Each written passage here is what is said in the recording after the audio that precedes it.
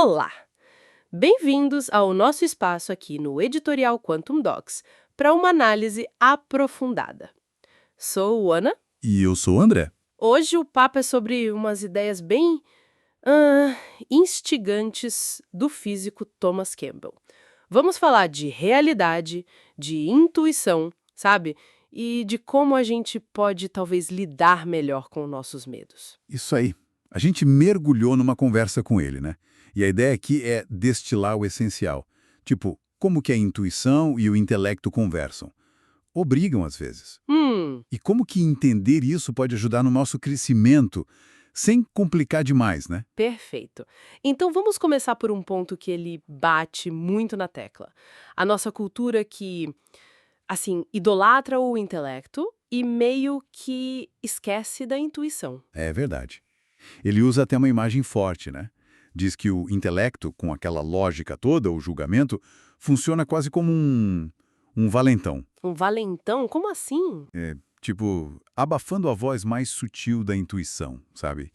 Silenciando esses insights que não vêm da análise pura. Entendi. E ele acha que essa voz, a da intuição, é fundamental. Com certeza. Para ele, desenvolver a intuição não é nada esotérico. É prático mesmo. É ter acesso a mais informação, mais opções. É sair um pouco da caixinha da lógica. E como que a gente faz isso então? Além da meditação clássica, que nem todo mundo, né? Pois é, ele tem uma proposta que chama de Tone Spark. É basicamente usar a imaginação de um jeito bem ativo, bem focado. Imaginação, tipo sonhar acordado? É mais que isso. É criar um cenário mental, sabe? Com detalhes, sensações e interagir com ele. A ideia é se envolver tanto que a imaginação meio que decola sozinha. Decola. É?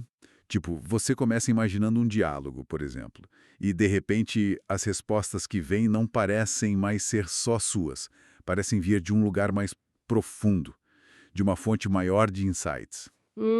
Que ele chamaria de sistema de consciência maior, a fonte da realidade. Exatamente. A base de dados, vamos dizer assim, de onde a nossa experiência é gerada.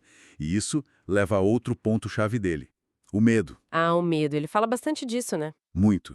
Ele vê o medo como a raiz de um monte de coisa negativa. Reações automáticas, gatilhos. Tipo, sentir que não é bom o suficiente, ou, sei lá, não ser amado. Isso. E aí, quando algo toca nesses medos, pronto, explode em raiva, ou ansiedade, ou estresse. E aí entra a responsabilidade que ele fala. Em vez de dizer, ah, fulano me irritou, Exato. A sacada é: a reação é minha. Nasceu de um medo meu que foi cutucado ali. é uma virada de chave, né? Que experiências induzidas, tipo com substâncias, dão uns picos, uns vislumbres, mas não mudam quem a gente é de verdade.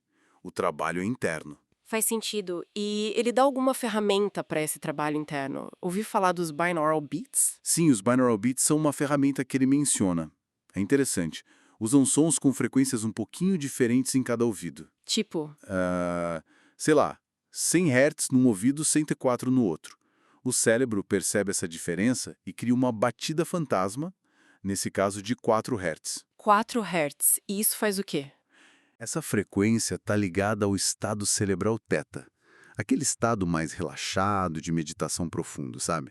A ideia é que isso ajuda a acalmar o valentão, o intelecto, e abrir espaço para a intuição. Interessante. Usar tecnologia para facilitar esse acesso interno.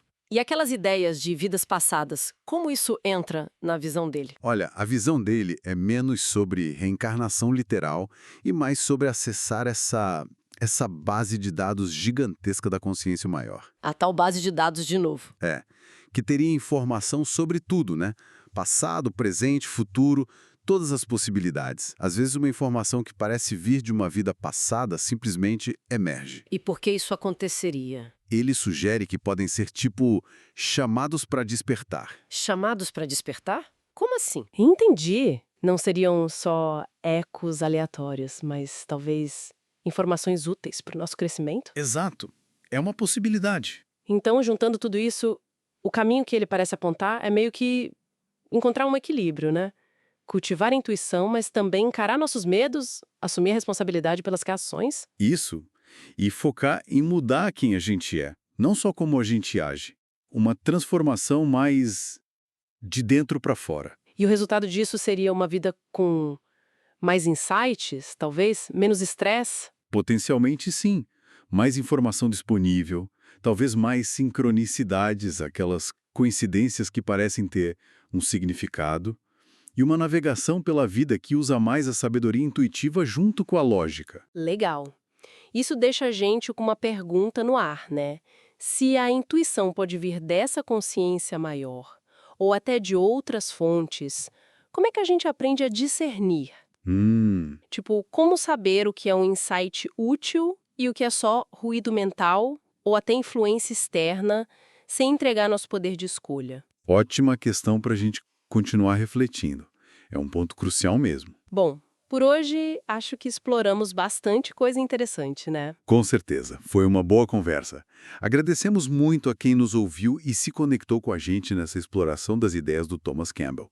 Esperamos que tenha sido útil, que tenha provocado boas reflexões. E para quem quiser continuar acompanhando o nosso trabalho, é só seguir a gente nas redes sociais, no @QuantumDocs. Tudo junto, Quantum Docs. Isso.